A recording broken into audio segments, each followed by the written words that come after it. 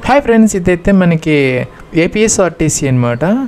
ITI apprentice కోసం అయితే ఒక నోటిఫికేషన్ అయితే ఇష్యూ చేశారు. దానికి సంబంధించినటువంటి అప్లికేషన్ ఆన్లైన్ ఇది కూడా ఈరోజే స్టార్ట్ అవుతున్నది 15 నవంబర్ 2025. అలాగే చూసుకుని మన 13 నవంబర్ 2025 లాస్ట్ డేట్ అనమాట. ప్లస్ ఇంకా ఇక్కడ మనం డిస్ట్రిక్ట్ వైజ్ చూసుకుంటే కనుక కృష్ణా డిస్ట్రిక్ట్లో 38 ఉన్నాయి, ఇంకా ఎన్టీఆర్లో ఒక 87, గుంటూరులో ఒక 41, అలాగే బాపట్ల 22, పల్నాడు 44, అలాగే ఏలూరు అనమాట. ఏలూరులో ఒక 30 ఉన్నాయి, పశ్చిమ గోదావరిలో ఒక 29, టోటల్గా 290, దాదాపు 300 వేకెన్సీస్ దాకా ఉన్నాయి అనమాట. ఇక్కడ చూసుకుంటే మనకి diesel mechanic, motor mechanic, electrician, welder, painter, machinist, fitter, డోర్స్ మ్యాన్లు, సివిల్ ఇలా ఉన్నాయి అనమాట. అన్ని ట్రేడ్స్లో వేకెన్సీస్. ఫ్రెండ్స్, ఇప్పుడు చెప్పినటువంటి ఆ యొక్క డిస్ట్రిక్ట్స్లో ఉన్నటువంటి ఐటీఐ కాలేజెస్ నుంచి ఎవరైతే ఐటీఐ పాస్ అయ్యి ఉన్నారో వాళ్ళు మాత్రమే ఎలిజిబుల్ అయితే అవుతారనమాట. మీరు ఎక్కడైనా ఉండని కాక ఈ డిస్ట్రిక్ట్స్లో కనుక ఐటీఐ చదువుకొని పాస్ అయ్యి ఉంటే మీరు దీనికి ఎలిజిబుల్ అయితే అవుతారనమాట. ఎన్టీఆర్, కృష్ణా, పశ్చిమ గోదావరి, ఏలూరు, గుంటూరు, బాపట్ల, పల్నాడు ఈ డిస్ట్రిక్ట్స్లో ఎవరైతే చదువుకొని ఐటీఐ పాస్ అయ్యి ఉన్నారో వాళ్ళు దీనికి అప్లై అయితే చేసుకోవచ్చు.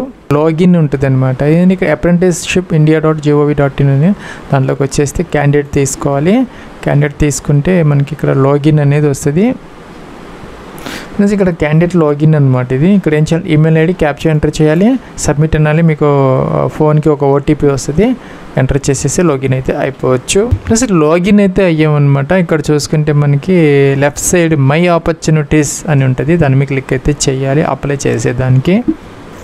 ప్లస్ ఇక్కడ చూసినట్టయితే కనుక ఇక్కడ ఈకేవైసీ పూర్తి చేసుకోవాలి, అలాగే profile details, bank details, email ID ఇవన్నీ పూర్తి చేసుకున్న తర్వాత మీకు కంట్రోల్ పి అంటే మీకు ప్రింట్అవుట్ అయితే వస్తుంది. అక్కడ మీకు ఎన్రోల్మెంట్ ఐడి అనేది. ప్లస్ మీకు కనుక ఈ యొక్క న్యాప్స్లో ఈ యొక్క రిజిస్ట్రేషన్ కనుక లేకపోతే ఇక్కడ మనం ఒక వీడియో అయితే చేసామన్నమాట తెలుగులో. అది చూసుకొని మీరు ఫ్రీగా అయితే చేసుకోవచ్చు, ఈజీగా అయితే చేసుకోవచ్చు. దానికోసం ఇక్కడ కొన్ని డాక్యుమెంట్స్ అయితే అవసరం అయితే అవుతాయి. ఇక్కడ కొన్ని లిస్ట్ అయితే ఇచ్చారు, ఇవన్నీ దగ్గర పెట్టుకొని మీరు ఈజీగా ఆ యొక్క రిజిస్ట్రేషన్ అనేది మీరు చేసుకోవచ్చు. ప్లస్ ఇక్కడ మనకి లెఫ్ట్ సైడ్ ట్యాబ్స్ ఉన్నాయి, వాటిల్లో మై ఆపర్చునిటీస్ అని ఉంటుంది, దీని మీద క్లిక్ అయితే చేయాలి ఫస్ట్. ప్లస్ ఇక్కడైతే మీకు సెర్చ్ బై ఎస్టాబ్లిష్మెంట్లో ఏపీఎస్ఆర్టీసీ అని ఇవ్వచ్చు అనమాట. లేదంటే ఇక్కడ లొకేషన్ అయితే ఇవ్వచ్చు అనమాట. ఏంటంటే గుంటూరు అయితే గుంటూరు, ఏదైతే బాపట్ల అయితే బాపట్ల, ఏదైతే అది మనకి ఈ యొక్క డిస్ట్రిక్ట్లో ఉన్నటువంటి అన్నీ కూడా మనకి ఇక్కడ వస్తాయి. సపోజ్ ఇక్కడ చూసుకుంటే ఏపీఎస్ఆర్టీసీ గుంటూరు అని వచ్చింది, పెయింటర్ జనరల్ ఉంది, ఫిట్టర్ ఉంది.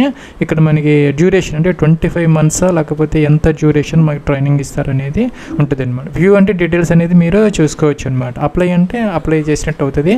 అదేవిధంగా మీరు ఏ డిస్ట్రిక్ట్ అప్లై చేయాలంటే అదేవిధంగా మీరు అప్లై అయితే ఈజీగా చేసుకోవచ్చు. ఎటువంటి ఫీజు పే చేయాల్సినటువంటి అవసరం అయితే లేదనమాట.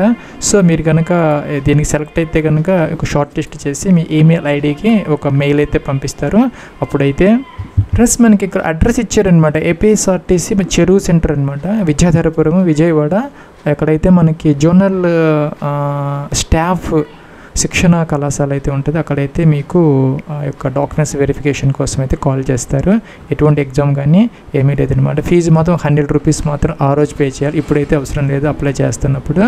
సో మనం ఏంటంటే ఇక్కడ ఫొటోస్, 2 పాస్పోర్ట్ సైజ్ ఫోటోగ్రాఫ్స్, అలాగే డాక్యుమెంట్స్ వెరిఫికేషన్ కోసం ఇవన్నీ తీసుకెళ్ళాలన్నమాట. అప్రెంటిస్ పోర్టల్లోకి వెళ్ళి కంట్రోల్ పి అంటే మీకు ఆ యొక్క ప్రింట్అవుట్ అనేది వస్తుంది. దాంతోపాటు 10th class mark sheet, ITI mark sheet, certificates, memos, NCVT certificates తప్పనిసరి అనమాట.